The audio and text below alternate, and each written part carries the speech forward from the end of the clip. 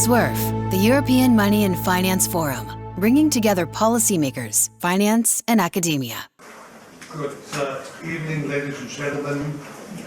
A warm welcome to you for the presentation of a book organized by SUERF, the European Monetary and Finance Forum, and hosted by the Austrian National Bank.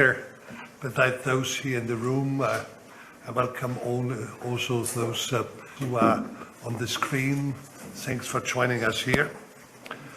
As you know, today we talk with Sir Paul Tucker, who is currently research fellow at Harvard Kennedy School, about his new book, Global Discord, Values and Power in a Fractured World Order. Let me introduce Paul Tucker in a few words. Paul spent more than 3 decades in central banking, occupying senior positions in international monetary and financial policy world. Up to 2021, he was chair of the US-based Systemic Risk Council. And before, Paul was deputy governor of the Bank of England, and during his tenure, he contributed to containing the financial crisis, 2008-2009, and reshaping the international regulatory framework for financial stability. So he had his part of the fun in his life already. And he also held important functions at the G20 Financial Stability Board, Bank for International Settlement, and Basel Committee for Payments and Settlement Systems. Paul graduated from Cambridge, where he studied mathematics and philosophy, so I would claim the typical career of a British academic in economics out of it, mathematics and philosophy, and has been a fellow at Harvard University for many years.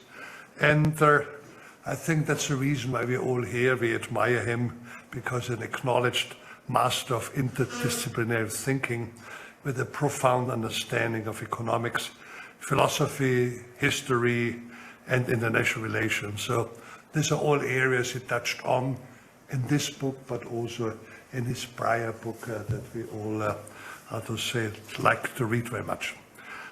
Before giving him the floor and also introducing the discussant, let me say a few words about the book. So it essentially, before he talks, I will give you my spiel. I think it's useful, and because it is a very important book with the title, as I said, Global Discord, Values and Power in a Fractured World. And I think the subtitle is more telling because it says how to sustain international system of cooperation in the midst of geopolitical struggle. Because as we know, already before the Russian invasion of Ukraine, geopolitics had become increasingly fractured, raising questions how the international economic and legal system can survive amid now the contest between democracies and authoritarian or illiberal states. And my reading as the book is that Paul lays out very nicely the principles of a sustainable system of international cooperation, and he applies this to the international order, including the role of the US dollar, trade investments regime, and the financial system. And in his book, he tries to bridge the realist and the idealist school in international relations theory, emphasizing power and interest without sidelining morality and norms. And the discussant will then, I'm sure, enter into that and tell me whether I'm right or wrong in my interpretation. And Paul claims also that incentives must be aligned with values of international institutions such as WTO and the IMF in order to endure.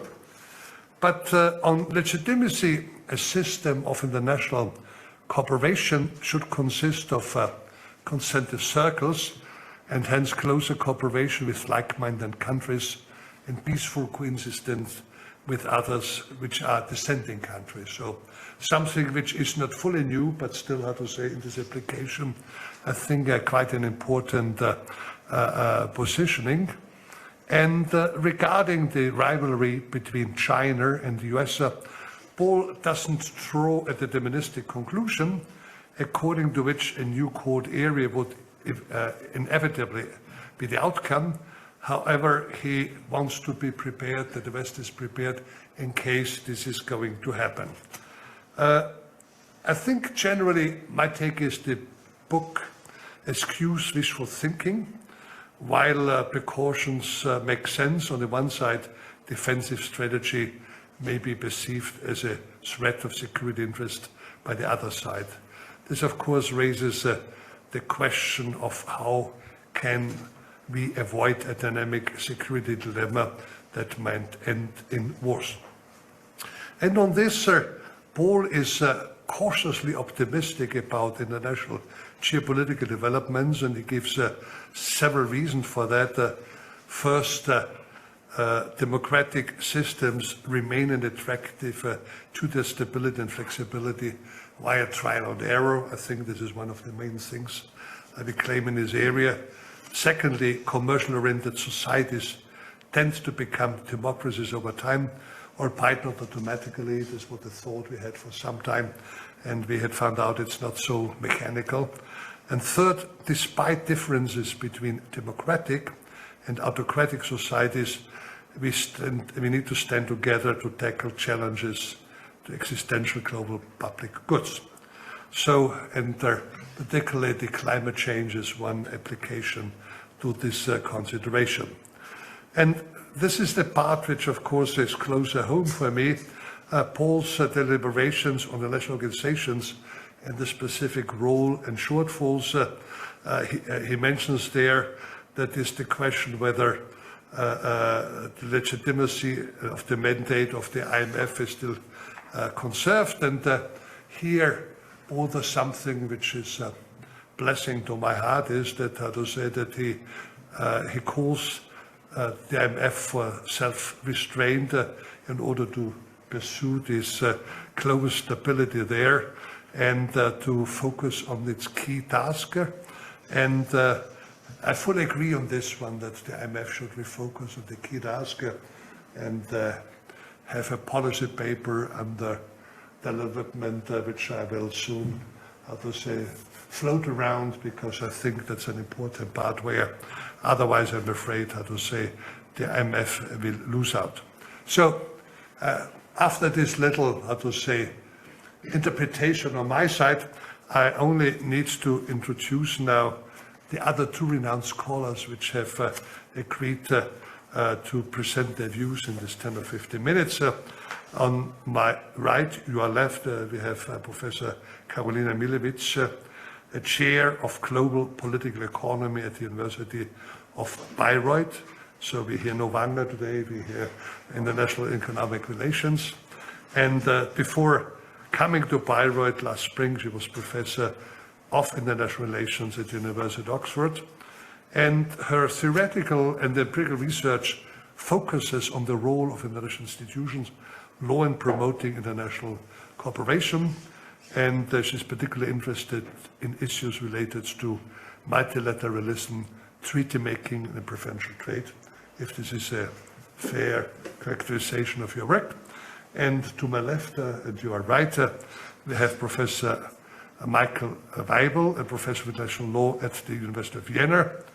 He's teaching and writing and focus on international law, national economic law, sovereign debt, and national pursuit. Previously, he taught also at the University of Cambridge, University of St. Gallen, and Harvard Law School. And he worked also at the European Central Bank, the World Bank, and the National Monetary Fund. Also, I questioned him about it because I also had at one moment stances there. And without that further ado, it's a lengthy introduction, Paul. I may give you the floor, and we're all listening very carefully to the important messages. The floor is yours. Well, Mr. Governor, thank you very much indeed for hosting this. It's incredibly kind of you, and to do this, and it's marvelous to see former governors and deputy governors with whom I work closely in the quite distant past. There's a chapter on Basel, as it happens. And thank you, all of you, and for those, who anyone's watching, for giving up your time to do so. Thank you especially to Karolina and to Michael for agreeing to be commentators. I am immensely grateful to them. It was one of the reasons that I wanted to come to Vienna to speak here, but it's also absolutely wonderful to be in Vienna again, wandering around. If you're from England, and I mean England, it is, well, I mean England because of where the Roman Empire ended in the northwest of Europe and where it ended in the eastern part of Central Europe. And I'm very conscious of what the Danube meant to where we are from. I want to thank Michael especially, though. Anyone that buys the book and looks at the acknowledgements will see warm thanks to Michael. The most important thing to say to you is Michael co-authored a book on the political economy of bilateral investment treaties. And I mean this, it would be hard to write a better political economy book. In my former life as a central banker, I really didn't know very much about investment treaties. I'll have something to say about that in a moment. I was relieved when I found Michael's book, and it really is very, very good. And having read it, I chose one of the three authors. I can't quite remember in my mind why I chose Michael, and I mailed him, and I said, well, actually, this book's it's not very old, a little bit old. What should I do to kind of get up to date with the literature? And some people don't bother to respond to mails like that at all. And Michael responded very warmly. He also, for those sitting in this building, I don't think I would have said this if we were speaking in the university, he is one of the few scholars that has written about the law of the international monetary system and how it relates to the international law of cross-border investment and trade. And since I have discovered that academia is about as siloed as the policy world, Michael is someone that builds bridges in academia, actually between academia and the policy world. So I feel very lucky to have got to know Michael a bit. So thank you very much both for agreeing to discuss the book. No idea what you're going to say, so I'm going to change my mind about being happy to know you later on. This is not an economics book, but it is a book with implications for participants in the international economy, and in particular for international economic policymakers. I'm going to say something about the book. The book is about 450 pages long. 350 pages are one argument. The argument lasts 350 pages, and then there's 100 pages of applications. The book is not structured like this, but for anyone that's interested, the argumentative structure is as follows. It starts with a conception of legitimacy, applies that in what I hope is a contribution to international political theory, grafts on some geopolitics and takes that to international relations, and then descends through principles, which I think are practical as well as principled, for participation in international regimes, and then applies that to the main economic regimes. A few discussants have suggested that I should have done a chapter on security, and actually I think I should have done, and in some respects I concentrated on the economic regimes, partly because people can't pretend that I don't know about at least some of them. I want to say something about geopolitics.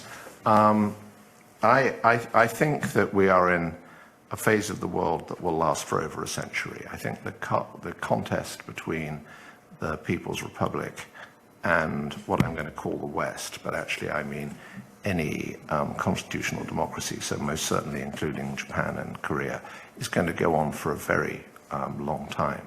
The comparison is often made between a standard rising state and an established state, so between the Second German Reich and my country. I think that's rather misleading in many respects. I think for our world it is more like the long struggle roughly from 1689 to 1815 between Britain and France. And what is instructive about that comparison is it was everywhere and it was in everything.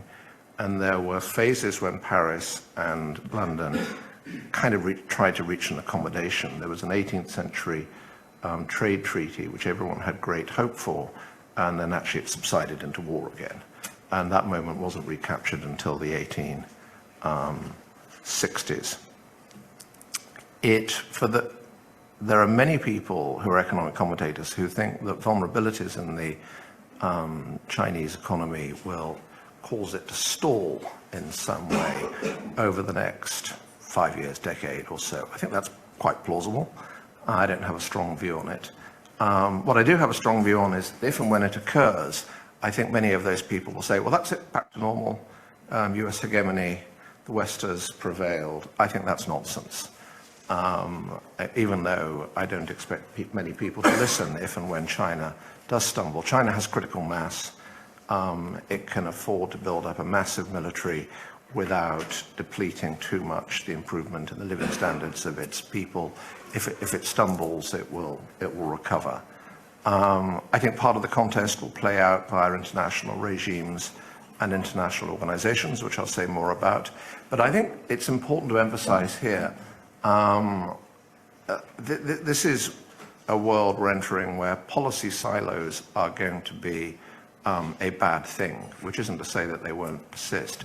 If I look back at my previous life, which is quite a long time ago now, it was possible to be a monetary policymaker and a financial policymaker of my generation without knowing very much about trade policy at all. You had to know about trade economics, but not about trade policy. I think that's impossible where we're going. Even if someone knows about monetary and financial policy and trade policy, they didn't in the past need to know about security policy or human rights or environmental policy. I think that is for the birds as well in terms of steering. Let me tell you a story. The book begins with this. I can't remember exactly when, sometime late 2008 or early 2009, I was deputy governor, so it's early 2009.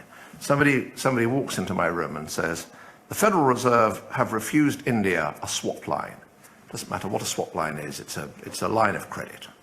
So the Federal Reserve was refusing the Reserve Bank of India a line of credit to help India navigate the fallout from the implosion of the Western banking system.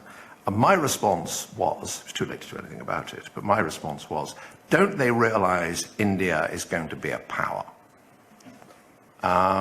And the point I was feeling, because I said it kind of with rather more emotion than that, was that the decision that the Fed had made was above its pay grade. Which isn't to say that I think that central banks should make foreign policy. I don't think that at all. But I do think it's going to be impossible for Western capitals to navigate the new world unless policy specialists are sensitive to the interests of other parts of their government. This was a decision for the State Department and the White House. And possibly the swap line or credit line should be provided by the US Treasury, funded by the Federal Reserve. I don't know. But I just thought that insulting Delhi wasn't a very sensible thing to do. In fact, it's turned out to be okay in some kind of depressing sense, because in my view, the most significant event in 2020 was the border skirmish between the People's Republic and Delhi in the north of the country. I think that will be historically more important than the pandemic. So that situates where I am mentally. That's the point of going through that, is that you can see where I'm coming from, even if you don't agree. The book runs with 4 scenarios. The book has a low road and a high road, and on the whole, I'm going to concentrate on the low road. The four scenarios are lingering status quo, superpower struggle, new Cold War, and a restructured world order. When I started writing it, which was about 4 years ago, and actually even before that, in 2016, when I gave a lecture in London that turned into this book, I thought we were between a lingering status quo and superpower struggle. Except in the monetary sphere, I think we are now between superpower struggle and new Cold War. That's become rather more obvious, I think, than when the bulk of the book was written in 2020. I'm not going to dwell very much on international relations theory. It is dominated by 3 schools of thought: a Hobbesian realist school, which is mainly about power, a Kantian idealist school, which is mainly about values, a middle way which finds some inspiration in Hugo Grotius, which is largely interested in, it's kind of rationalist in spirit and deductive, which I don't think is the best way of proceeding, but it's more interested in interconnectedness, interdependence. It's kind of pretty obvious to anyone, though, that actually we live in a world where power interests and norms all matter. And so what the book tries to do by harnessing David Hume is to find a way that is coherent and doesn't have to find itself in one of the corner solutions occupied by most of the standard schools of thought.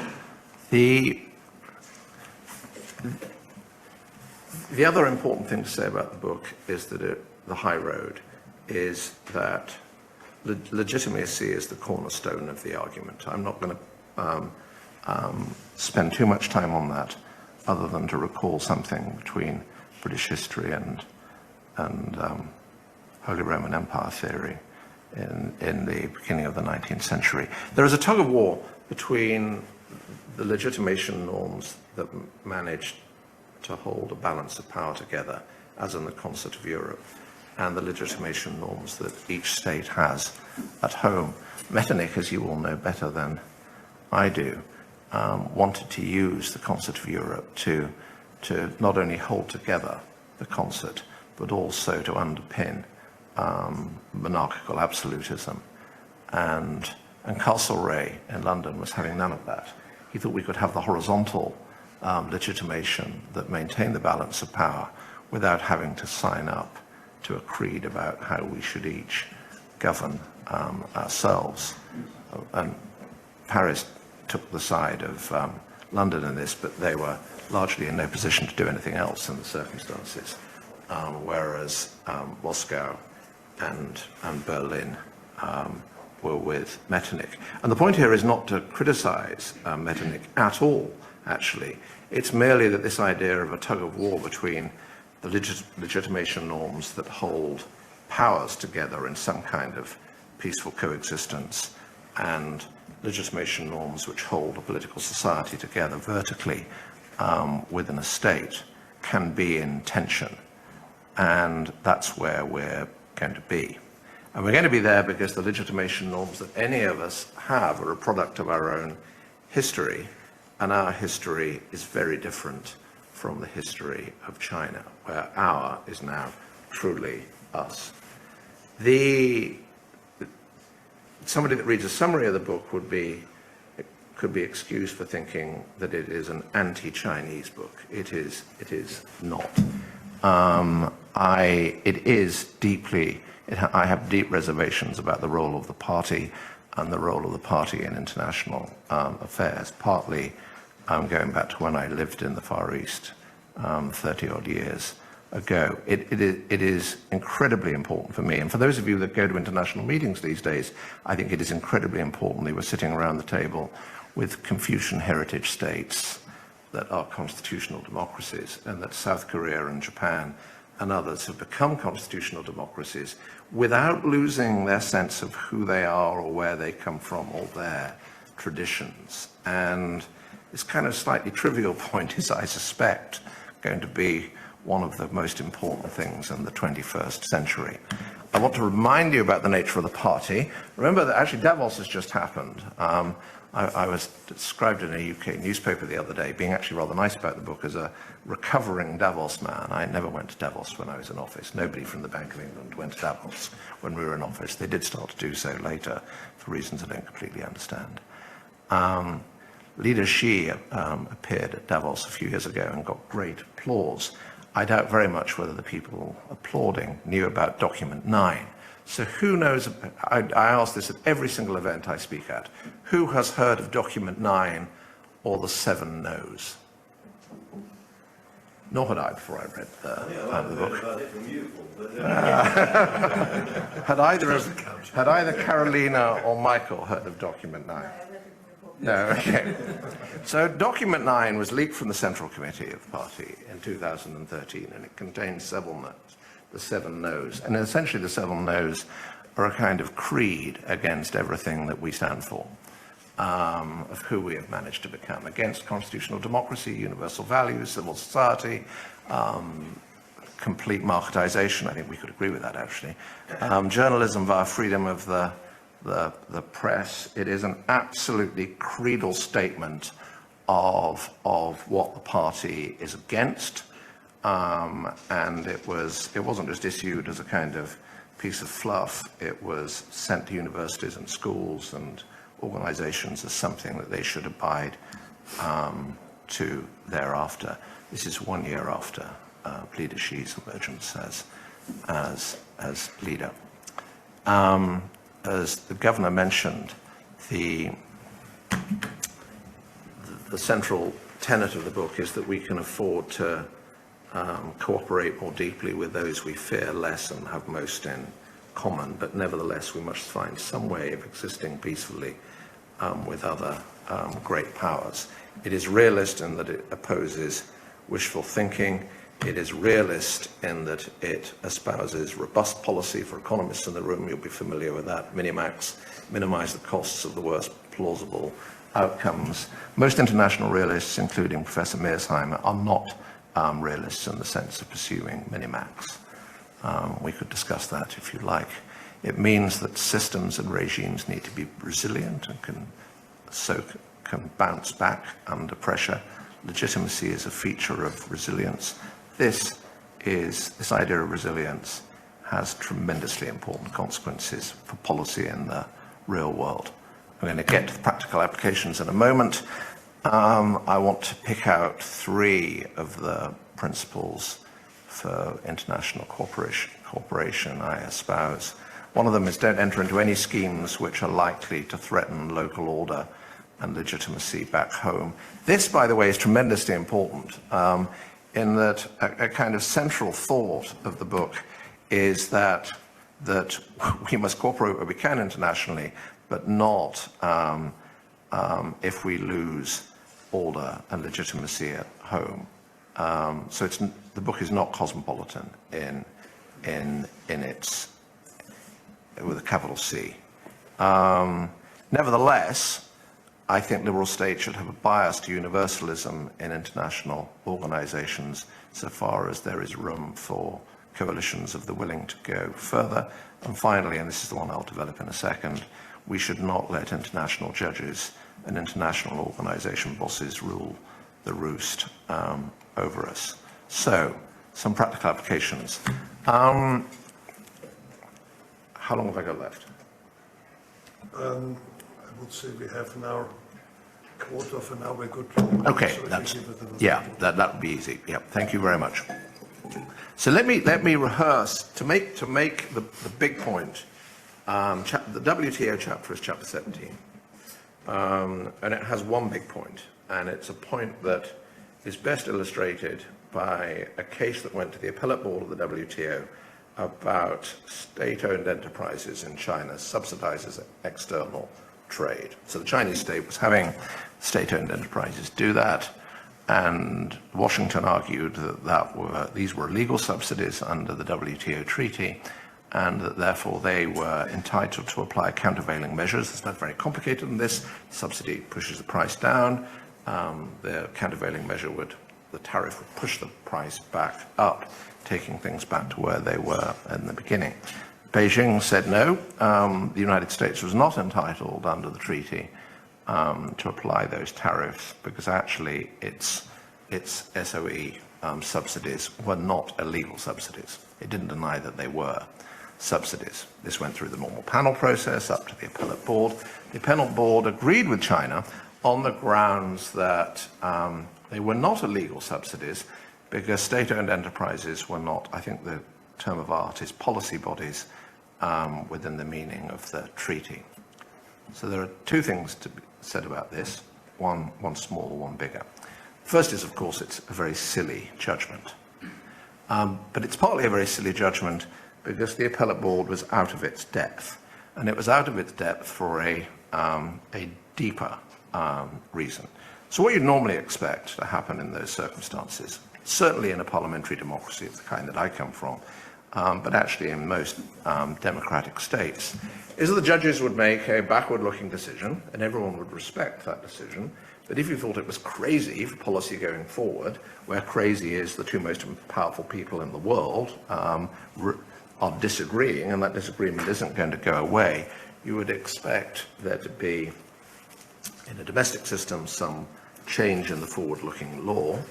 In the international context, some bargaining session between Beijing and Washington, perhaps with Brussels and Tokyo sitting there too. And the outcome of that bargain would be Beijing's gains would go down a bit, and Washington's losses would fall a bit.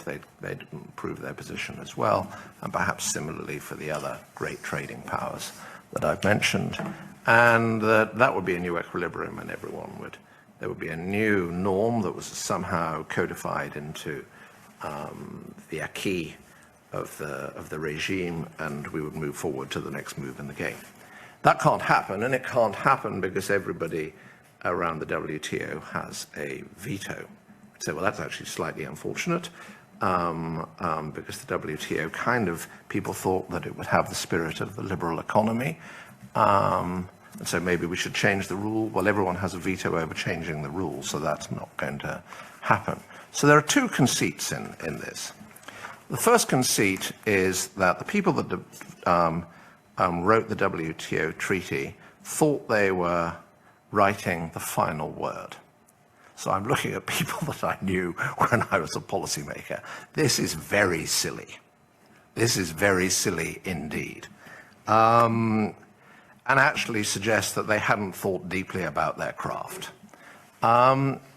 It also reveals something worse than that, in that the kind of background thought, the thought, of course, in the Clinton administration and in perhaps both Bush's administrations, is that economic liberalization will lead inexorably to political liberalization.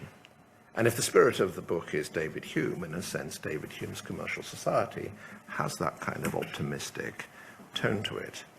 But we have already learned in the 20th century that whilst commercial society can bring people together, the book ends on that note, economic integration does not preclude conflict.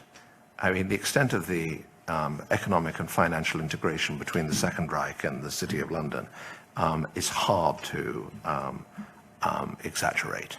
I mean, the First World War was a trauma for the Bank of England and the people around the Bank of England, precisely because it was so close to all of the banks from broader Germany that were in London. So we know commercial society doesn't stand in the way of conflict, even while we have the optimism that it brings people together in slow motion.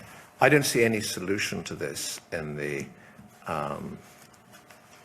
anything like the near term. I think nearly all of the action is going to be in regional trade treaties, and I think that underlines the extraordinary bad decision of the Trump administration not to enter into the Trans-Pacific Partnership.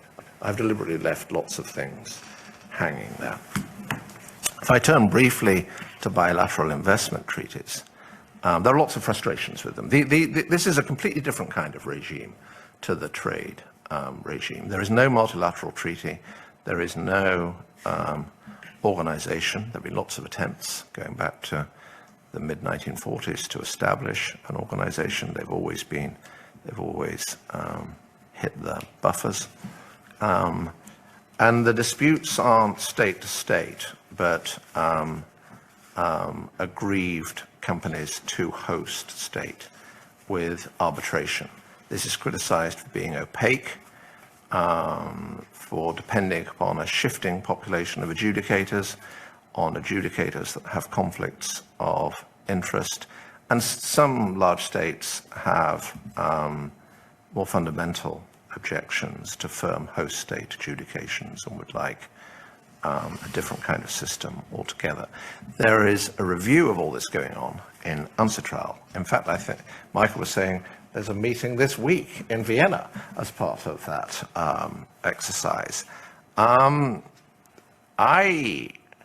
My view, for what it's worth, is that it would be unwise at this point of modern history to set up a treaty-based body and court system unless one could found a design that avoided the problems that I think the WTO has. But actually something much greater is going on, that to the extent that over the past 25 years, people have been very relaxed about cross-border investment, we have become now quite nervous about forms of investment that could be used to compromise the integrity or security of a state. So we are seeing a wave of inward investment controls as well as outward investment controls to avoid unwilling technology transfer. My feeling on this, for what it's worth, and I don't say this, I think that COCOM during the Cold War may have been based here, and I think the Wassenaar Treaty body may be in Vienna. I may have the European city wrong, but during the Cold War, the Western states all had similar controls, and you have a coordination problem. It's no good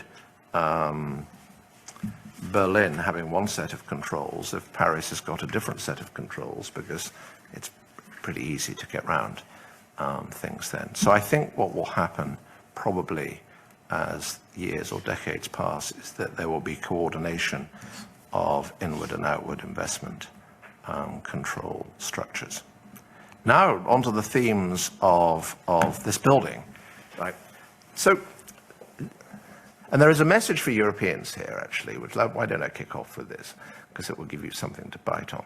I think those Europeans who think, well, the dollar's very irritating, and Washington's use of the dollar as an instrument of power is very irritating, we ought somehow to promote an alternative reserve currency, all of which is completely understandable.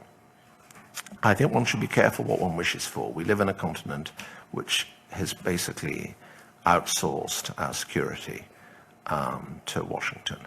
And to protect ourselves without their help, we would have to emerge as a great power again, which would require, I wouldn't rule that out in certain circumstances, but I mean as a positive prediction. But I think that when people moan about dollar policy, they too often forget the relationship that dollar hegemony has to the US's role in keeping the sea lanes open and in keeping us safe.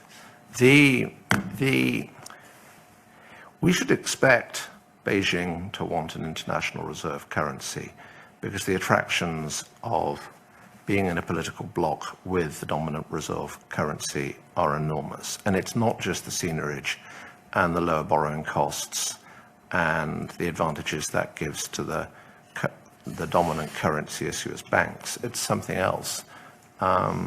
Those of you that were in economic policy during the financial crisis will remember, or watching it will remember this. It was extraordinary, actually.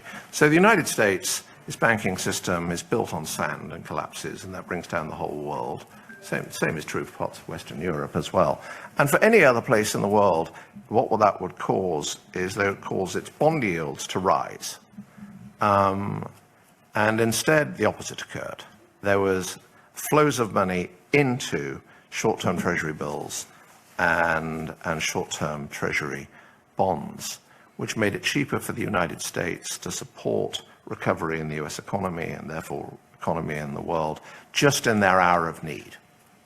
So the ultimate self-insurance came from the role of their currency. So of course Beijing is going to want this. There are certain things that one can say about what Beijing will want that aren't in the slightest bit critical.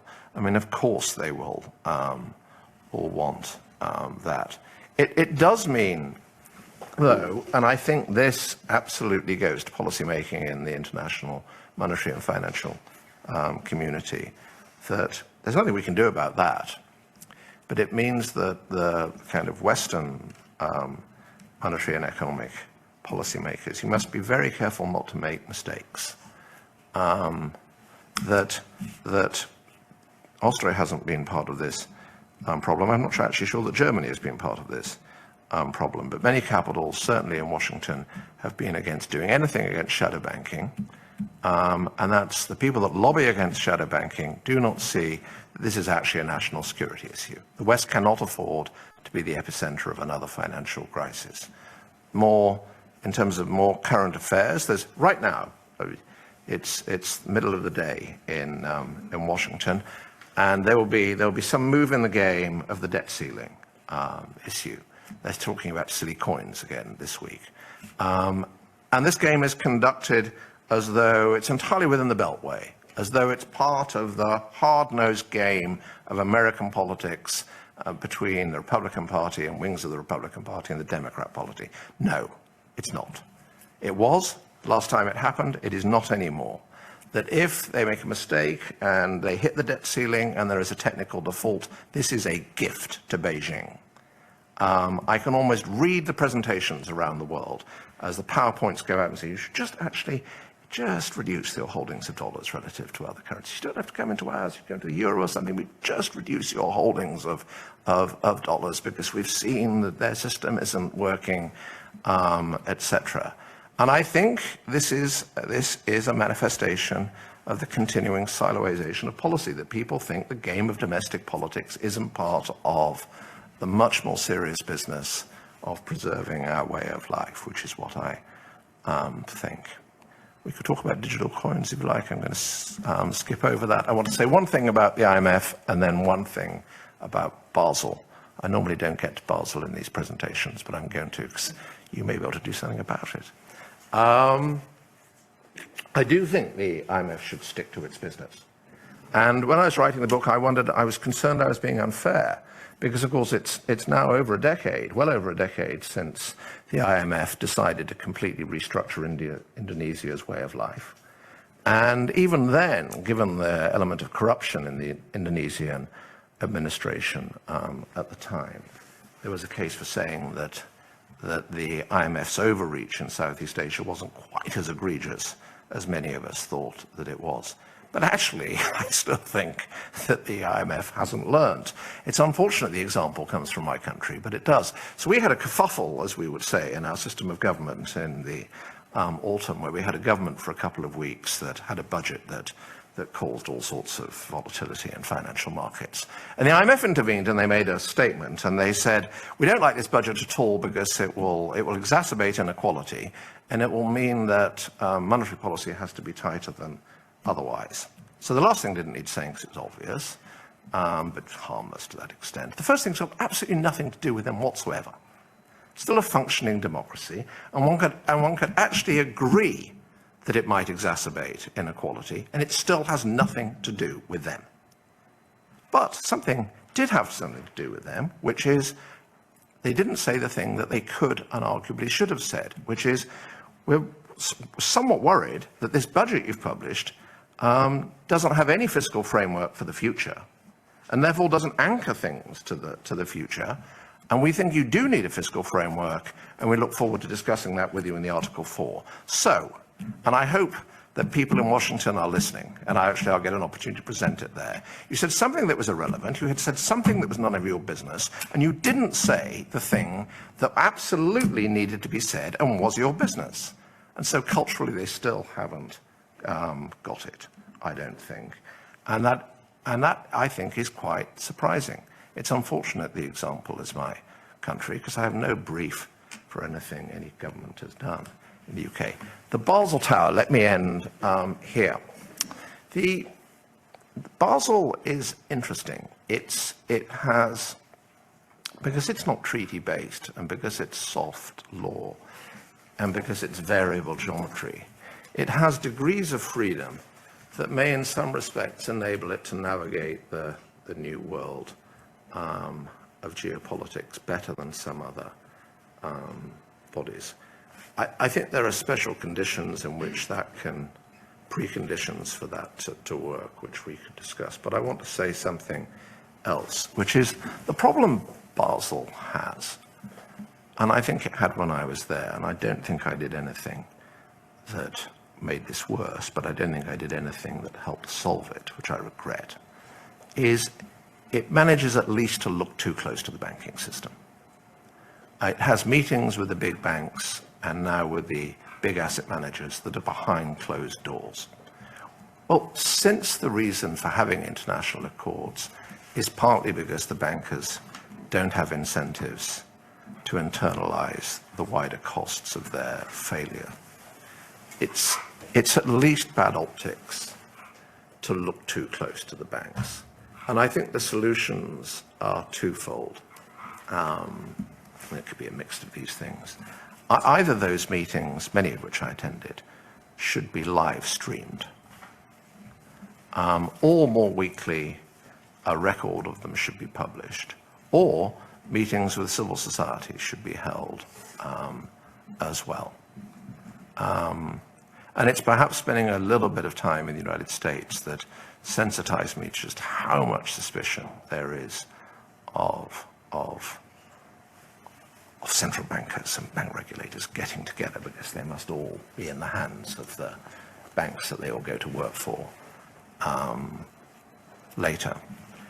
Some final note, though, and this in a sense is this goes for European states' relations with Europe as well as it does for international organizations with the world.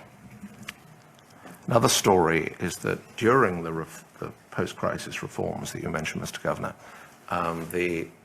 one of the two members of Congress that led the Dodd-Frank legislation, I'm not going to say which one it was, said to me, "Paul, we know that we're really just incorporating into our legislation lots of the G20 agreements and thinking that you're part of, but we can't say that here, because that will make it harder to get through Congress. But I want you to know that we understand all of that, and we're grateful for what you're doing." And I think this is a terrible mistake, actually. Just as European countries, EU countries, this used to be true of London as it's true of Paris. The only time I ever got a standing ovation in my life is when I said this at a conference in Paris. People go off to Brussels and they say one thing in the Council of Ministers and they say another thing when they go back to their own country. And the Council of Ministers should probably be televised in the way that the US Senate is. But similarly, those of you that go to international policy meetings, when you are taking your domestic policies from international agreements, say so. Because otherwise the public will never know. And otherwise the public won't understand the extent to which they benefit from international cooperation. And why on earth should they know about it if actually policymakers pretend that everything is designed and grown and implemented at home? So I hope you will see some tensions or contradictions in all of that, as it sounds at times quite internationalist, and at other times not very internationalist at all. And of course the book is an attempt to make that coherent in some way. Thank you for listening.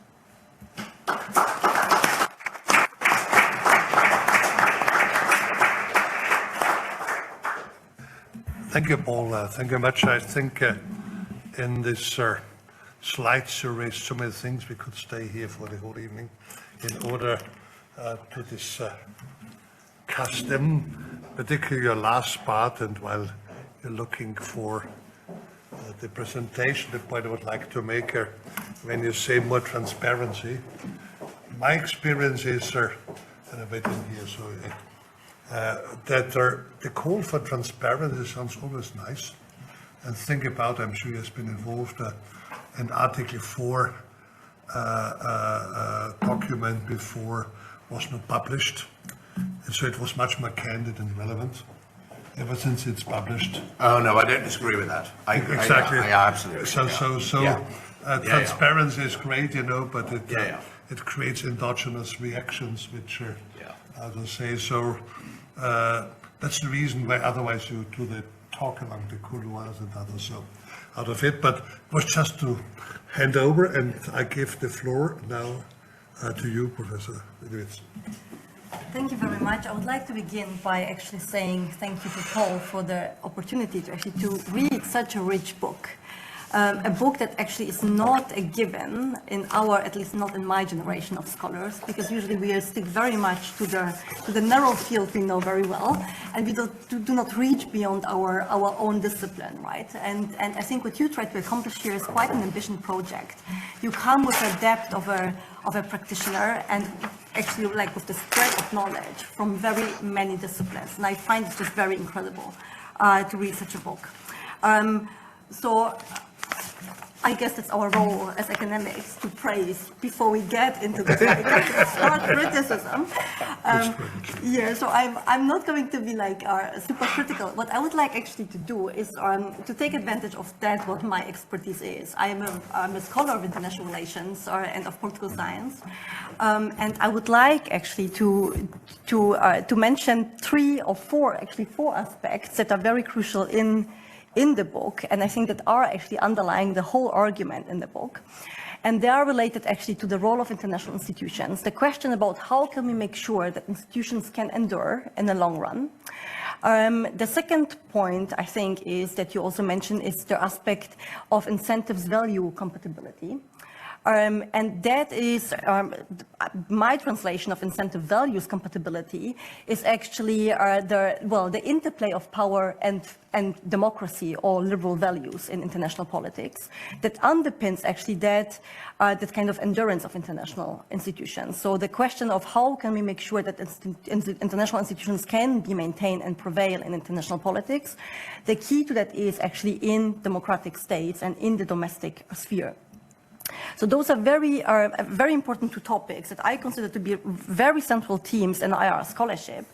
And what I will do then next, actually, like to go a little bit also into values, talk about this interplay of power and values, and then ultimately talk about your four scenarios about the US-China rivalry. I think those are the big themes I consider very central in your book. And Michael will be then talking more about the nitty-gritty economic aspects, I assume. So let me begin actually with the very first point about international institutions and the endurance of international institutions. Perhaps before I continue, I should mention I use the cover of your book on those slides to make sure that the audience knows that this is actually referring to your argument. I will also refer to my book and also use my cover of my book basically to present a kind of counter-argument, to present an alternative. Yeah, no, that's not an advertisement for my book, but I think like just to make sure that the audience knows where the arguments belong to. So let me begin with the first point that I think is very crucial for basically maintaining international cooperation. It's international institutions, and whatever you just said about all the specific institutions, I think is very true here. We have to think very carefully about the design or redesign of international institutions. So enduring institutions also means we have to change them, and changing institutions is not as easy. And Paul lays out actually in the book two ways of how we can make sure that institutions operate in international politics. One option is basically changing institutions by design, by a very conscious design that is coordinated among states and is actually very much informed by the interests and capabilities of states. So that's the one option, the one pathway of changing institutions. The other one is by spontaneous evolution, right? So we have custom, and that custom can help us over time to actually achieve perhaps our desired outcomes. It might take longer. So the way Paul presents those two pathways of let's say institutional change or institutional endurance is not as a binary, but actually he argues and gives compelling examples that they can actually go hand in hand. I think all that is very true. However, I believe that it's also very optimistic. So I think institutional change is actually more difficult, and I think the book could have emphasized that a little bit more. So I think the difficulty of institutional change is a little bit underappreciated. And here are three reasons why I think it deserves a little bit more space or a little bit more discussion here. One problem is power. A lot of international institutions that actually deal with high politics, and by that I mean also security politics, do really require very conscious state consent.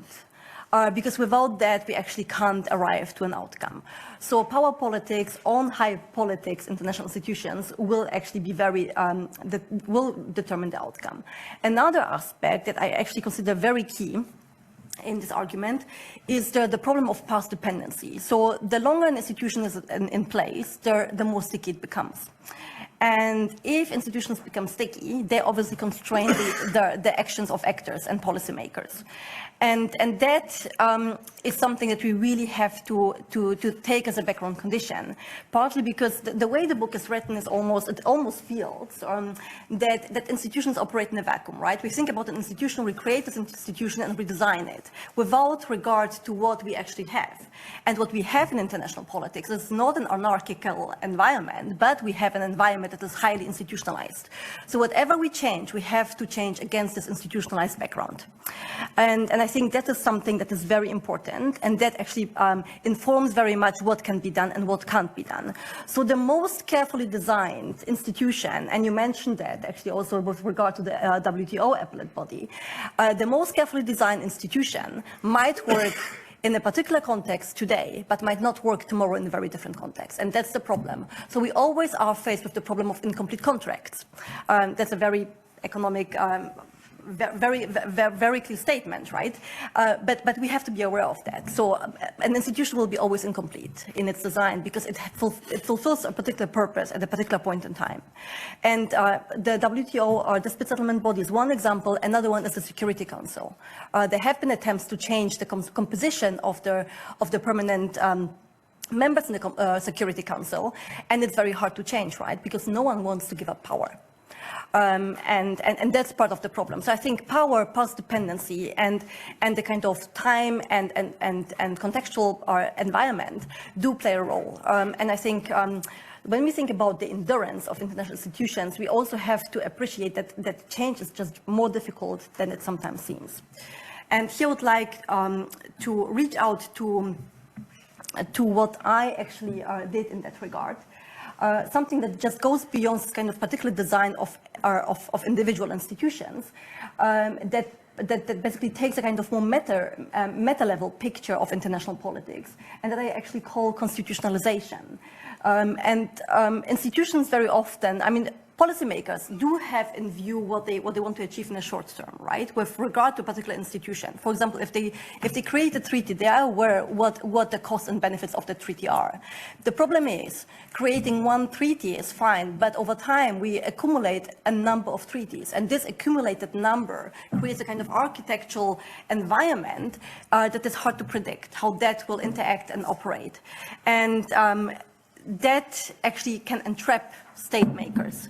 And also ultimately also contribute to a kind of institutional inflexibility and inefficiency. So the argument about institutional endurance and institutional change, we can take even to another level and say that from the kind of meta perspective, there's even a kind of entrapment that states might face. So that's on the first point about international institutions. Now I would like to move to the next point that I consider very important in Paul's book. It's values. Paul does actually a great job arguing for how we should actually bring in values in. And he also does a lot of work thinking about what kind of values we should actually consider being important coming from a constitutional democratic perspective. However, to me, I think it is not as clear as it could be. So I have a quote here from Paul's book, basically telling us what those values are supposed to be, and I hope I picked the right quote. Western-style constitutionalist values without relying on the program of global constitutionalism being incorporated into general international law. So those who are not familiar with global constitutionalism, it's a very value-laden concept, right? Underpinned by a lot of different rights, liberties, duties.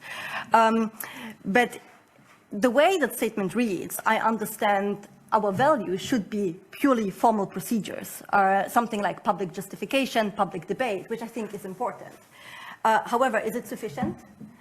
Is it sufficient to actually create a kind of common denominator among the states we want to have on board?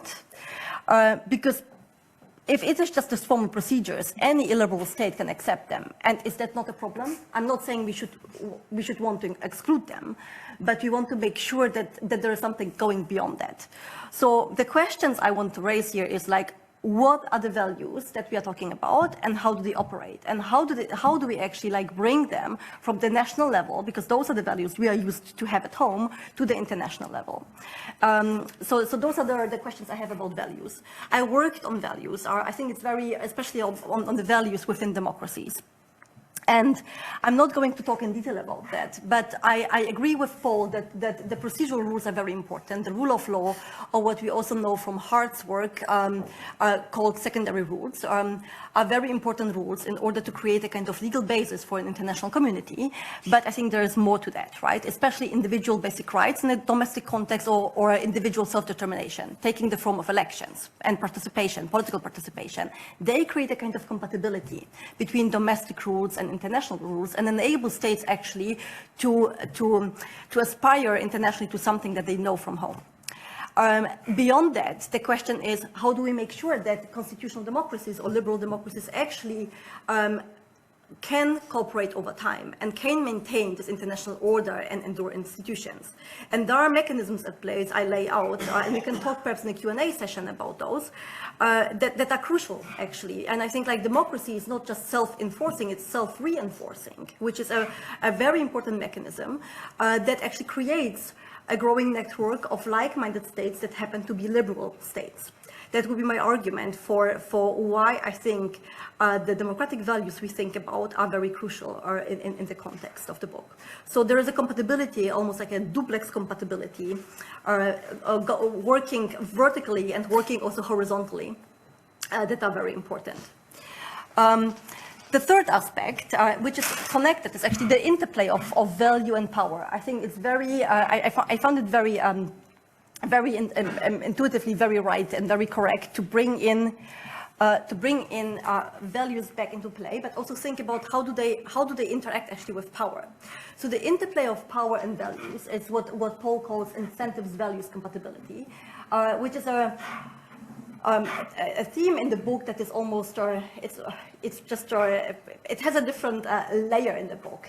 It's almost floating in the book without being very explicit. I find it very important.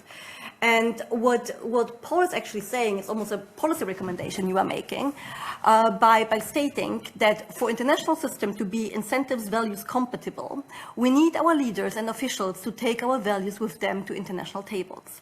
I agree with that. That's very important. We have to not only think about what our preferences, our interests are, but also what values do we represent? What is the morality behind all this power politics? But is it not already what states do, or leaders do? And perhaps they are not going with an explicit list of values. Those are the values we would like to have. Those are the values that we actually would like to have actually adopted at the international level, but are they not coming with a mindset from their home countries? And what I mean by that, I mean they socialize in a certain culture, political culture, and they come with this kind of mindset of certain values to the table, right?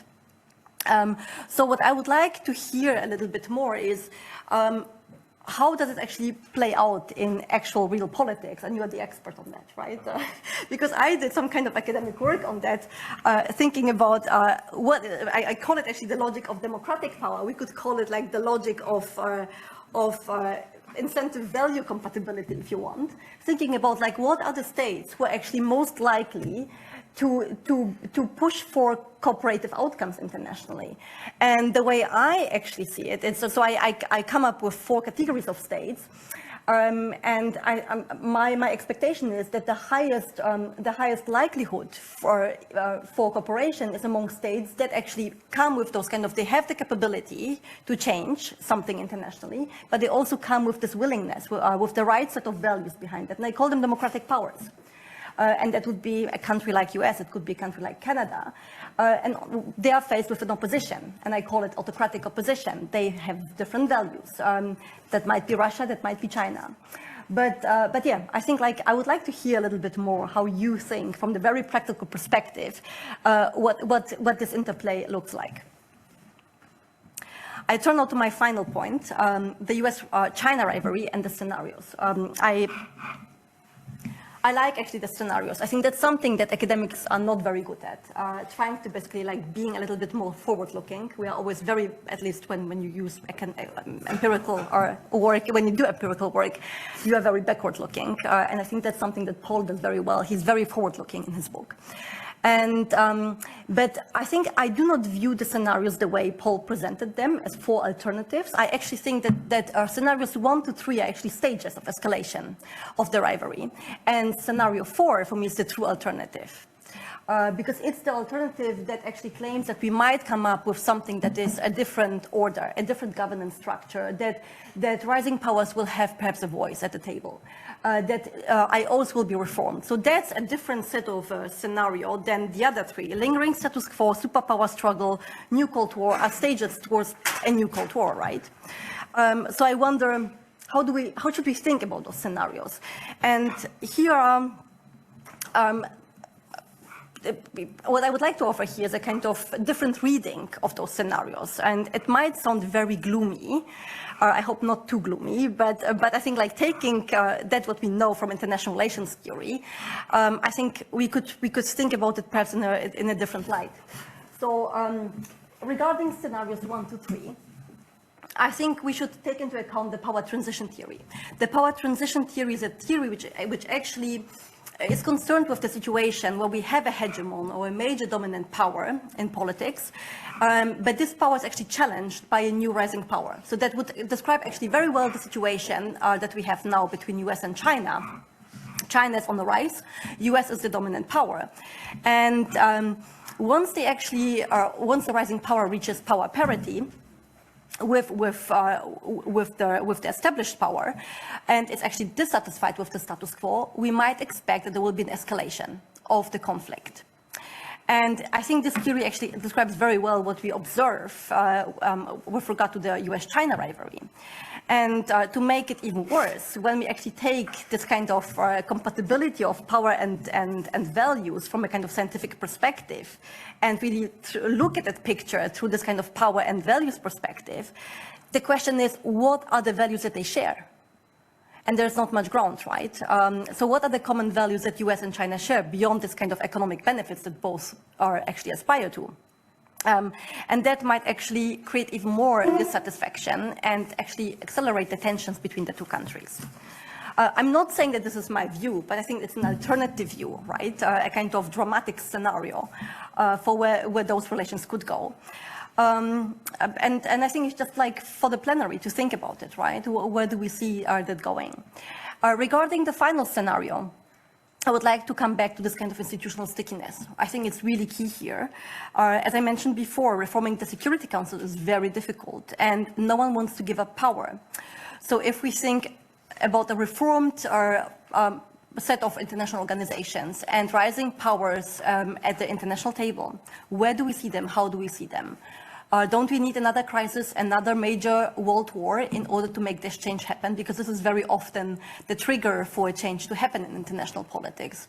But I'm not saying we have to have that, but I think reaching scenario 4 will be very hard, or at least at the ground picture it will be very hard. So perhaps in particular institutions it will be possible.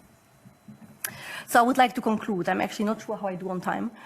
I would like to conclude by actually emphasizing again what I really like about the book. I think it brings our values back in, and that sometimes are an aspect we forget, especially when we talk about the China-US rivalry. It combines and brings together an incredible reach of disciplines, which I think is very, very seldom, which I really, really appreciate. And it actually confirms a lot of our empirical work that we have done in political science, in law, and in economics. And it has the advantage of all this kind of scientific work that we normally see, that it actually takes a step further and thinks about what kind of policy recommendation can we make. So take my criticism really as an encouragement for the discussion. my attempt was here to fill perhaps with some alternative views, to make us think about what are the mechanisms and what are the definitions of the concept we actually use very often. But thank you for this book again, Paul, and it was really a stimulating reading. And I think we can now move over to Michael. Thank you, Michael.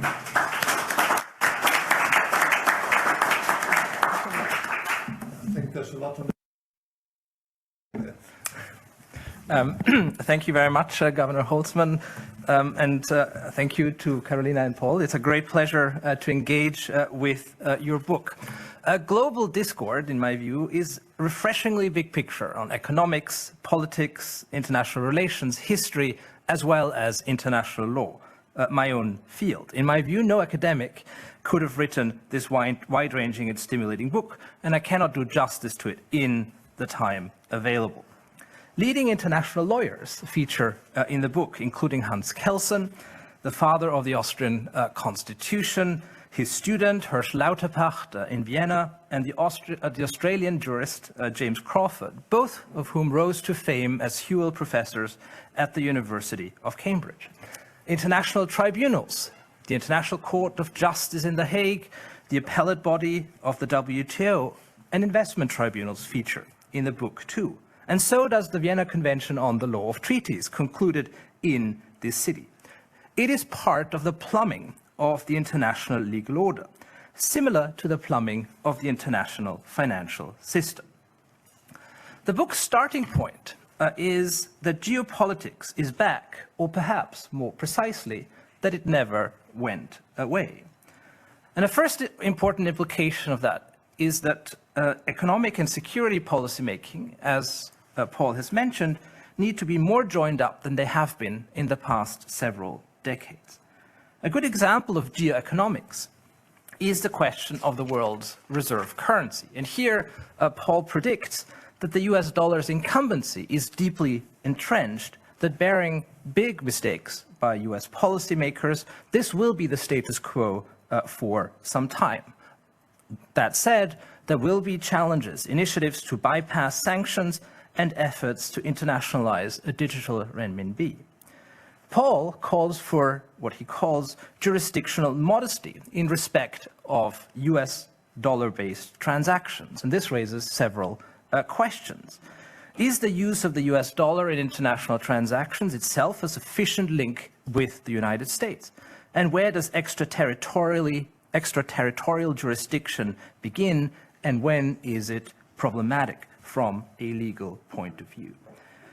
I will touch on three themes: the compliance of rising and established powers with international law, the role of basic human rights, use Kogan's, in structuring international cooperation in concentric circles, and swaps extended by central banks as a geopolitical tool. Paul draws an interesting contrast between the island of Palma's arbitration in the 19th century, where a rising power, the United States, complied with an adverse arbitral award that found that legal title to the island of Palmas, a coconut-strewn minuscule island in the Pacific Ocean, rested with the Netherlands rather than with the United States. And the approach that the United States took at the height of its power, exemplified by its non-participation and non-compliance with the judgment of the International Court of Justice in the Nicaragua case. Territorial disputes are, as Paul rightly underscores, among, and I quote, the most fraught and dangerous sources of friction between political communities, and thus present a hard case for cooperation among states. The US approach to Nicaragua, in turn, created a precedent for China's non-participation and non-compliance with the award of the arbitral tribunal in the South China Sea. Throughout the book, Paul does not mince words. Basel II is, I quote, disastrously flawed, and the constructive ambiguity around lender of last resort policy deeply flawed. In a short section entitled "The United States Goes Rogue," Paul details US disengagement from international law, its rejection of international law tout court, a trend that he says predated the Trump administration. He draws a parallel between the contemporary approach of both China and the United States. Both maintain a schizophrenic cherry-picking approach to the international system, including international law. Examples of US disengagement include the Second Iraq War without a clear UN mandate, creating a major legitimacy hit that made it easier for rising states to claim that the US-led international system has been a sham. And the imposition of steel tariffs against allied states, which WTO panels found last month are unlawful, conclusions which the United States has immediately rejected by saying that it will not cede decision-making power over its essential security to WTO panels. The president of the American Society of International Law said in response a few weeks ago, it would be helpful if the Biden administration were more pragmatic and less ideological. That would lower the temperature. Importing steel from Norway neither was nor is a national security threat. Paul highlights the US view that WTO adjudicators should not have the final say.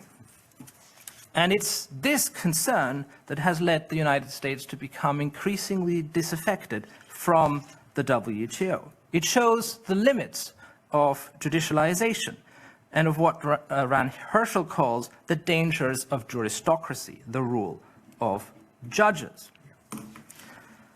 That said, Washington seems to struggle with the notion, win some, lose some. The United States has never lost an investment arbitration.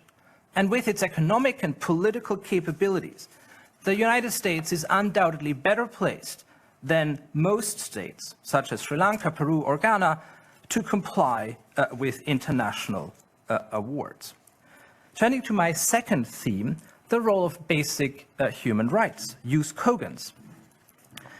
This is in keeping with Paul's call for giving up thick universalist morality and focusing on thin morality, norms that are widely agreed, such as the prohibition of genocide or slavery. No doubt, Russia is currently beyond the pale, outside the concentric circle. But other cases seem harder. Is there one rule for the current superpower and another rule for everyone else?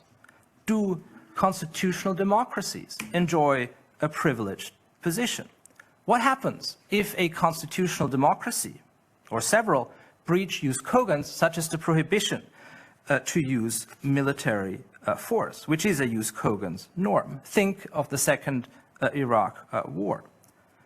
Another jus cogens norm that doesn't feature in global discord is the right of self-determination, particularly in the colonial context. When Mauritius became independent from the United Kingdom in the late 1960s, it attached what became the British East Indian Territory, the Chagos Archipelago. A few years ago, the International Court of Justice found in a non-binding advisory opinion that the UK had breached the right of self-determination. Liz Truss, during her short premiership, decided that it was no longer tenable for the UK not to live up to its international obligations. And a third question in this context is whether there is a breach. Who decides whether there is a breach of jus cogens? The UN Security Council, it is clear, cannot in practice perform that function. And I come to my third and final theme, swaps extended by central banks as a geopolitical tool. Global discord predicts that we can expect competition as regards swap lines to heat up, especially when it comes to China and the United States. These swap lines are an example of geopolitics at work. Paul mentioned in his remarks the example of the Fed refusing such a swap line to India, which in 2008 was already a power with more than 1 billion people and nuclear weapons. Perhaps this was a way of preserving hierarchy and power and making clear that India was not yet at the top table. And that points to a major problem, I think, with swaps as they're currently extended. Many states cannot and do not benefit from swaps, entrenching a core periphery pattern in the international monetary system.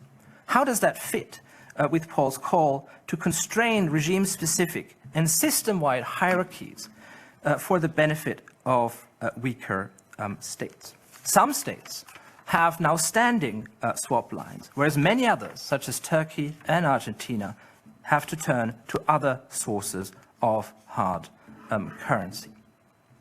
And one final question on swaps is, should it be central banks themselves that decide to whom these should be extended? Or is this, as Paul says, beyond, above their pay grade? Should this be decided by their principles? Global Discord is a fascinating read. It's an ambitious work that contains much learning. It contains a wide range of ideas and concrete proposals. When you read the book, make sure that you also read its final paragraph, which is both surprising and beautiful. Thank you.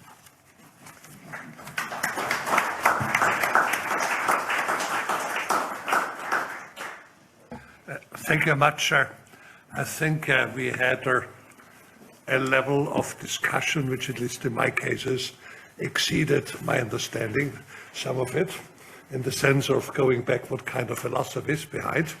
Now we can stay at this level and hopefully bring somebody around here, or what I would suggest to go one more level down where I find myself, and how you see solutions to problem. What we have, for example, the swap line is an example. The question is, why do we need it, and what the kind of what is, if they were to be extended, what would the contribution to it? Because the way how it was characterized, it sounds like, okay, some get it, others don't get it. From my point of view, of a central banker and former IMF or person of missions, is you do a swap line if you want to provide liquidity, so in case a shock happens, people can survive. But you wouldn't extend the swap line if and as this country has a non-sustainable financing gap, which cannot be covered by a swap line, for which you need to have a program. So if you like the euro, how to say, it's useful to extend the swap line for countries which have trade relations, and then of course a crisis happens, then the money goes out of the country, so you want to avoid that, and by offering a swap line you avoid it because you immediately demonstrate we help you. But if a country has an unsustainable position, then doing a swap line would neither have the country help yourself. So I have difficulties to get this to the table. I'm a simple person, you know. Yes. Okay. That's what central bank governors always say. They go around saying things like, I'm a simple person. I can remember my first boss, actually one of the most sophisticated people I've ever encountered, probably. I kind of have an answer. Let me first of all just say one light thing, not about the deeper stuff, but about how Karolina began and Michael began. They both began by saying, and I want to put this neutrally, goodness, this is wide-ranging and deep. We couldn't write a book like that as academics, and that's something which my generation of academics has said. And where that fits with the theme of the book is my prediction would be that the generation of academics after you will write wide-ranging books again. That I think that siloism, whether it be inside the central bank or in academia, is endogenous to the security that we have been able to take for granted. That this specialism is, if you like, an artifact of peace. Whereas if peace is seen to be in jeopardy, I think people will feel the need to break through disciplinary barriers. Of course, that won't be easy for all of the reasons that you know better than I. And the other, Michael's variant of this is Michael kind of listed the various things I touch on, and well, more than touch on in truth. For what it's worth, Mr. Governor, and for those of you that work in the Austrian Central Bank, I would say that you do need to know about the history of international institutions and international law, and that you do need to know about the Vienna Treaty and treaties. And if I look back at my own career, I don't actually think it would have been possible to do my job today without knowing those things. I think I was part of a generation that didn't need to know those things because we could take so much for granted, although actually I also regret not knowing. I mean, I sometimes joke that I'm almost approaching the point where I might be qualified to have held the office, which I held more than a decade ago. In answer to your question, which is that there are two ways of answering it. The first way, is the higher level way, but higher level in a practical sense, is, so I do need to explain at this point what a swap is. A swap is something where I'm the Federal Reserve, I lend dollars, and I take as collateral the currency of the central bank that I'm lending to. So if it's a swap with the Bank of England, I, the Federal Reserve, lend them dollars, I take sterling as collateral. If it's with the ECB, I take euros as collateral. If it's with the Reserve Bank of India, I take rupees as collateral. A precondition, in a narrow sense, for my entering into the swap is that I think the currency I'm going to take as collateral is going to hold its value over the lifetime of the swap facility. What they do with the dollars I've lent to them, or euros or sterling, if they on-lend it to banks or whatever, that's at their risk. My risk is only the currency I've taken as collateral. And that's what the governor is getting at when he says, well, actually, I need to form an assessment of whether this is a safe currency to take. But the consideration, and I completely agree with that, and I think that for the central banker, that is then the end of the central banking thought process. I think in the State Department or the White House or in the Chancellery, I think there is a further thought process, which is that if you want people to use your currency around the world, and they have a liquidity crisis, they are not going to be able to get themselves out of the liquidity crisis unless they can raise, for the moment, dollars, in the future, renminbi. There are two ways of doing that. One is to hold dollar securities in advance, to hold foreign exchange reserves. And one of the good things that the Federal Reserve has done during the COVID crisis is they have made it far easier for foreign central banks to turn US Treasury bonds into liquid dollars. They could have done that in 2008, 2009. They've done a much better job recently. The other way, but to hold vast foreign exchange reserves, you need to run some kind of cumulative current account surplus, and that may not be the greatest thing in the world for broader reasons we could get into. Alternatively, you need to make a line of credit available. Now, what I'm trying to get at is that there's a slight tension here between the narrow one is I'm lending my dollars or whatever against this currency, have I taken good collateral? And the broader one is I want to underpin use of my currency around planet Earth.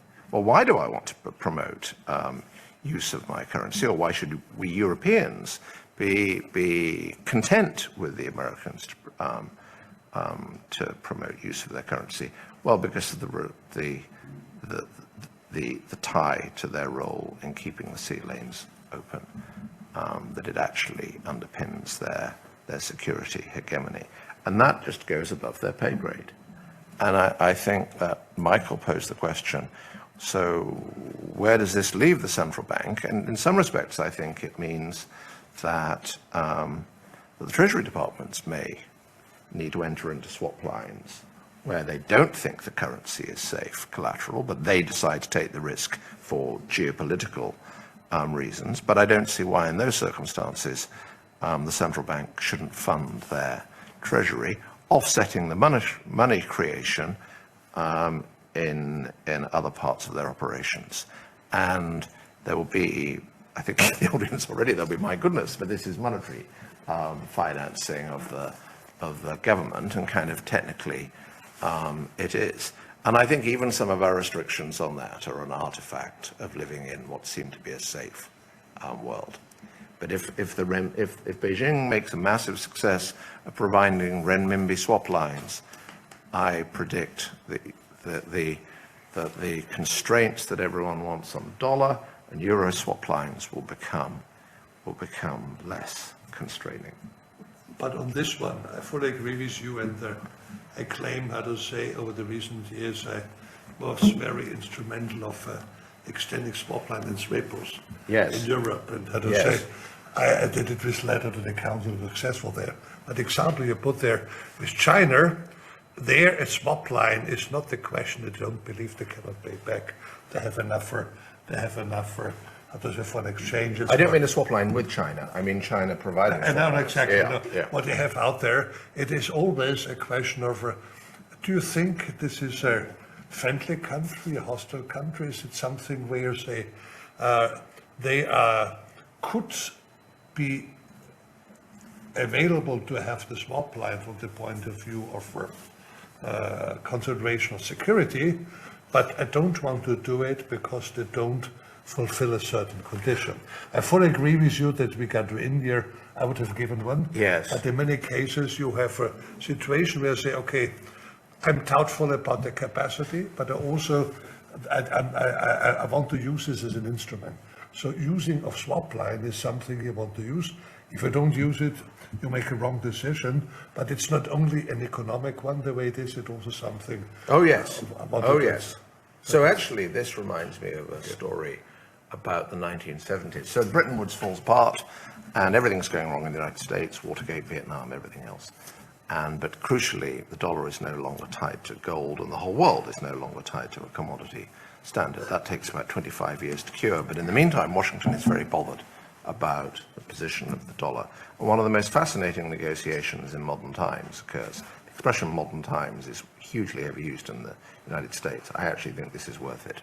So a delegation goes from, I think, the State Department to the Treasury to Riyadh to enter into a new bargain, one of the two grand bargains of the modern world, which is Saudi Arabia commits to carry on invoicing in dollars, and Washington commits to maintaining and even extending its security umbrella. This actually is the best example of non-siloism. When I was talking to the late Paul Volcker about my book, this was the kind of thing that his generation of policymakers absolutely understood, not because they were always more virtuous, but because that was the world in which they lived. Whereas we have lived in a world where, the central bank didn't need to think about, or the Treasury Department didn't need to think about State Department policy in the same extent. I want to add something at this point, responding to Karolina on institutions and the Security Council. I'm going to try and weave in responses to you as I go. So I think the interesting thing about the Security Council is not membership of France and Britain. It's that by pure chance, the first great power to emerge after the Cold War is already a member of the Security Council, the People's Republic, because of the switch from the Republic of China to the People's Republic of China in the 1950s sometime. I think if India rises as a power, I think the Security Council will break, or there will just be another body. I think whether it's the Council of Europe or the Security Council, I think these formal bodies kind of put into positive law something that is actually produced by some kind of balance of power. So I don't think an institution like that can codify change into itself. I think for at the very top of things, if order really is a precondition for everything else, I think there just will be change, and everyone will kind of want change, because India could, if India becomes as powerful as I think it may be, India will just say, well, if you're not going to do that, here is what is going to happen in response, and then there will be this vector of things that we don't like, whether it be trade with Europe, trade with the United States, something in some other part of the world. I think the argument has to be more subtle or richer for institutions lower down the food chain, the institutions that I work in. To bring India to the table, you will need to create another forum, right, for that. Yes. Because right now we don't have an exit option at that level, Yes. in that sphere. Yes. So we have to do that, and either we do it the formal way, or so an alternative formal organization, or we do it an informal way, which is right now the way to go, right, for many spheres in international Yes, politics. and my prediction is it would be organic, Yeah. and then it would become inorganic, Yeah. and people would, and in a sense, the G20 kind of presents a kind of place for conversations of that kind to happen. A question to you, but I will ask whether the question for the outside, because you mentioned WTO and Basel, and what I see is that in one case there's no reform, there's a lot of not reform, there's a lot of sand in the way how it is operating. So the question is, and the reforms and everything seems to be difficult, whereas in the area of Basel 1 to 3, there's still, despite all this, a lot of cooperation taking place. So we have on the one hand in the trade area a major obstacle, and in Basel. So the question is, what are your arguments why it works on the one hand, not on the other hand? But before that, do we have questions, please? And then we have it here from afar, and then I take those three here. Okay. Do you have, Weidenfelder, haben Sie eine Frage? Yes, Governor. Indeed, we do have two questions from the chat. One of Robert McCauley. We may ask him to voice up directly. Ready? Yes. Will or should the Fed's extension of swaps to Brazil or Mexico in the future take into account their stance on sanctions on Russia? Okay. Thank you. Next question, please. Thanks. I'm just thinking, finishing your book, Paul. It's a great book. As an application to the European Union, I'm thinking of on your view whether there will be a realistic chance for the euro to become an international reserve currency, in the sense that the bonds issued by the EU, the European Union itself, would somehow provide a safe asset in terms of international sort of multipolar regime of reserve currencies. And in that sense, do you see that the current way of expanding the sort of use of the EU budget without a proper treaty change, do you see it legitimate in terms of, for example, the prospect of establishing some sort of a sovereign fund in order to have a sort of an answer for the American industrial policies currently? Thank you. Thank you very much. Now I take the three questions here. We're taking one in line. I think David, and then I had two hands up there. Yes, and then behind, exactly. David, you start out. Is there a microphone? Yes, it's coming. Yes, well, I've got lots of rather complicated questions, but let me just put one. The whole question about the Strategic Defence Initiative at the end of the 1980s, that was something that you could say is very relevant to today. So I wonder what the panel think in general about the fact that in those days you had a certain American technological, military and monetary dominance. But we seem to have all those things now almost squared in the use or the possible use of American technological dominance against Russia, and then as a proxy against China. China has got lots of ways of possibly fighting back against this, the IRA, also the question about the sanctions vis-a-vis the high-level semiconductors. So if you throw all that into the kind of potpourri of your book, Paul, and stir it all around, all those ingredients, what results, what comes out at the end of the cookbook? We go back to cookbooks. What comes out at the end of the cookbook if you throw in all those ingredients? Thank you. Please pass over. Well, so Paul, thank you very much for your presentation and for the book, which I think is takes a very holistic approach and is really in the theme of the old Humboldt world of universities. So thank you for that. And I also wish some of the regulators and central bankers would take this more holistic approach today and hopefully in the future. Coming from the macro to the micro perspective when it comes to the swap discussion, I know you came up with a lot of proposals with regards to the non-banking world in the past, and Claudio Borio and the Round Tower in Basel just published another paper about the size of FX swaps, which is in the size of 80 trillion on the off-balance sheet side for non-banks. And for non-US banks, we have US dollar FX swaps obligation, which are 2 times the size of the on-balance sheet debt. So I'm just wondering, with regards to transparency, what you described for the WTO and the Basel Committee, wouldn't it also be absolutely necessary to get more transparency when it comes to the off-balance sheet size of debt here at the corporate level and the non-banking world? And with regards to your home country, if you have any comment on what happened last September in the UK with regards to the gilt market, I would appreciate it. Thank you. Okay, thank you. And we finished this round. Yes, please. Thanks a lot. That will be a quick one. Actually, I would be interested to understand a bit better and to have you elaborate a bit more on a point that you made on the Basel Committee. In particular, what makes you believe that if you would live stream the discussions of the committee, that there would be much more buy-in and less skepticism?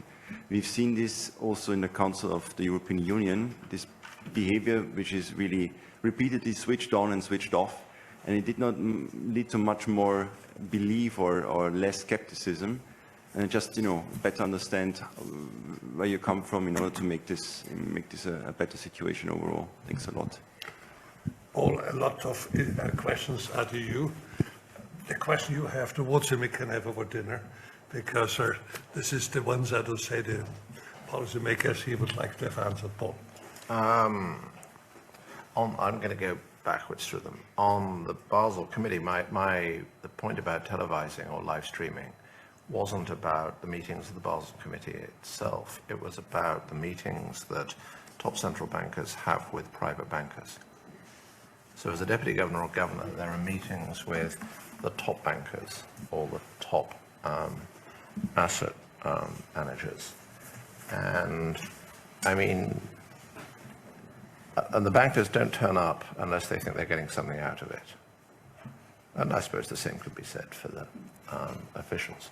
But civil society is quite suspicious about that. And actually, I think since the whole point is about externalities and spillovers, the costs beyond the private costs of failure to the bankers themselves, I think you can make a pretty good case instrumentally for having a dialogue with what people call civil society. I don't actually like that expression myself.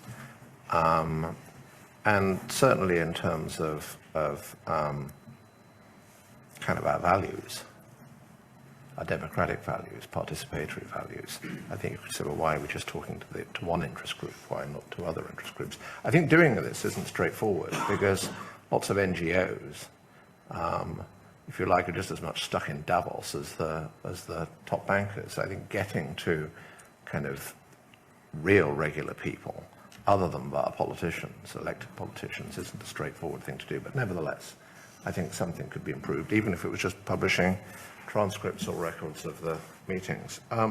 On shadow banking, I mean, it's no secret that I think that there has been dereliction in this area, and it's no secret that I think that there's no hindsight in that. I think the only thing where I've changed my view over the last decade, but quite a long time ago, is that a general policy would be needed rather than a policy of we will do something about manifestation X of shadow banking when it is manifestly big enough to be a threat to stability, because by the time it's manifestly a threat to stability, it also has lobbying power, both in Washington and in Brussels, perhaps especially in Washington, but Brussels too. And I just think you should get on with it and do something. And that's a guess I addressed, especially more to some capitals than others. And I think ultimately Europe may have to go alone if Washington can't move, which, and I understand that isn't easy.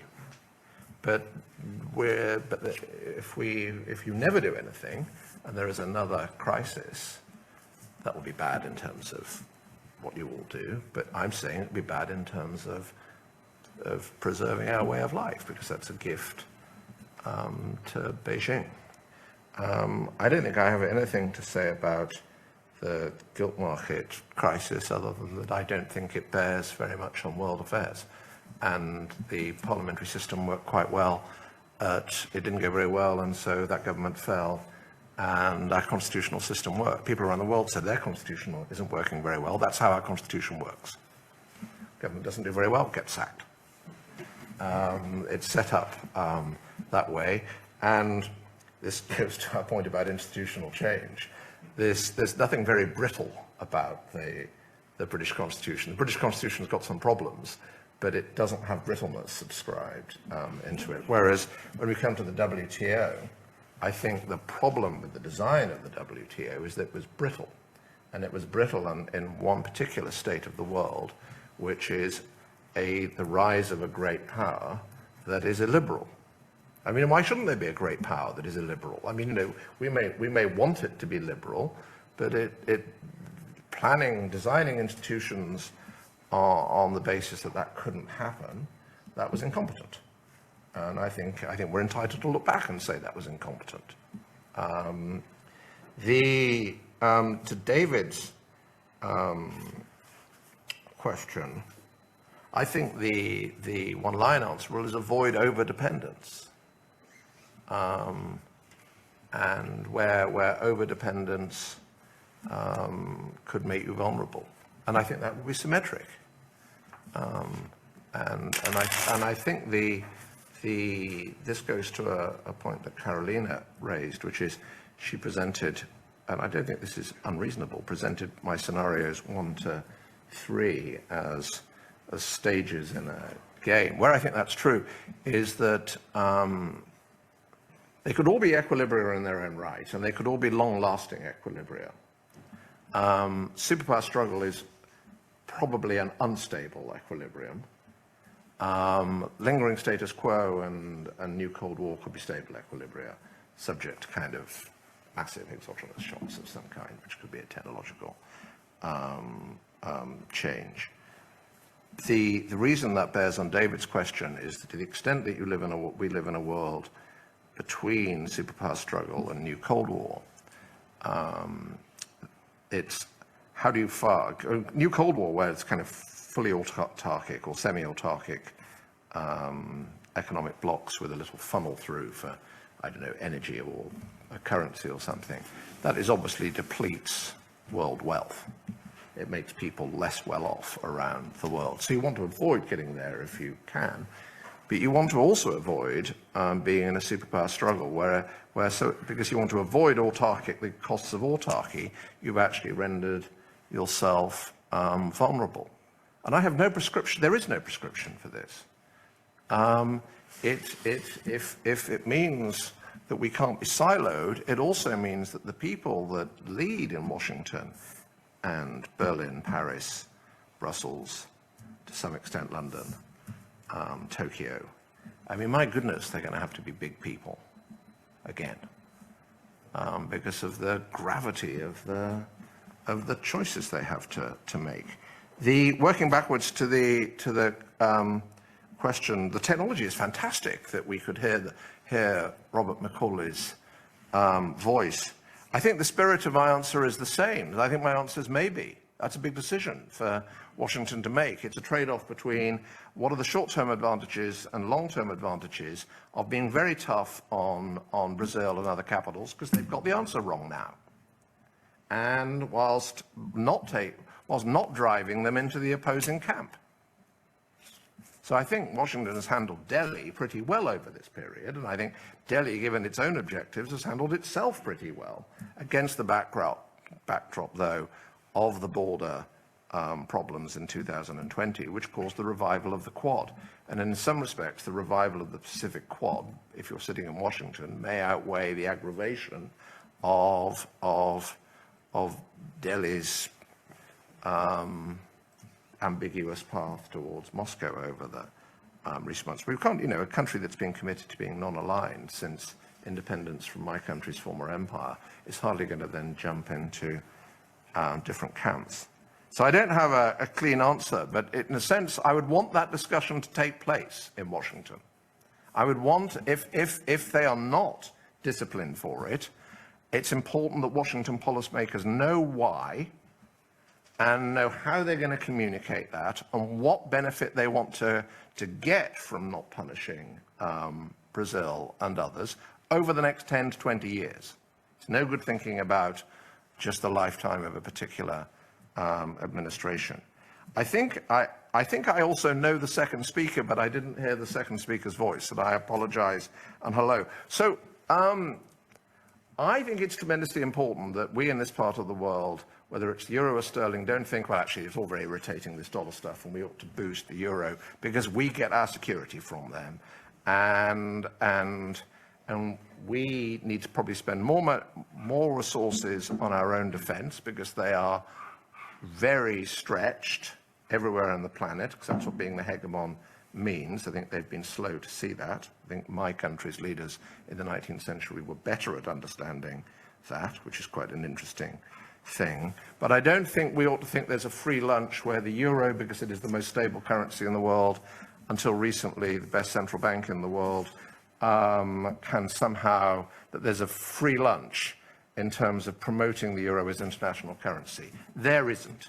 And the advertisement for that is Germany tying itself in knots as it confronts moral dilemmas, meeting realpolitik decisions that it hasn't yet learned how to deal with, for reasons rooted in its own history. That atonement turns out not to be enough.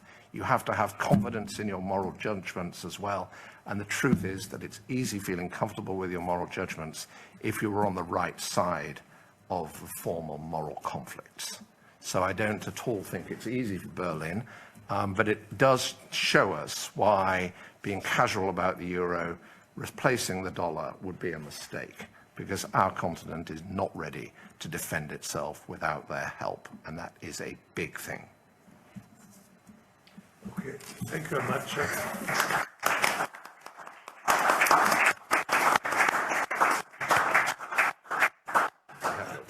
I think after this strong message, it's time to stop here. Couldn't get stronger. And thank you very much for being here. I think thanks Paul and the two discussants for their, how to say, highly valuable inputs, which, how to say, we hope to can pursue now the ensuing discussion. And see you next time. Thank you. Thank you, Mr. Governor.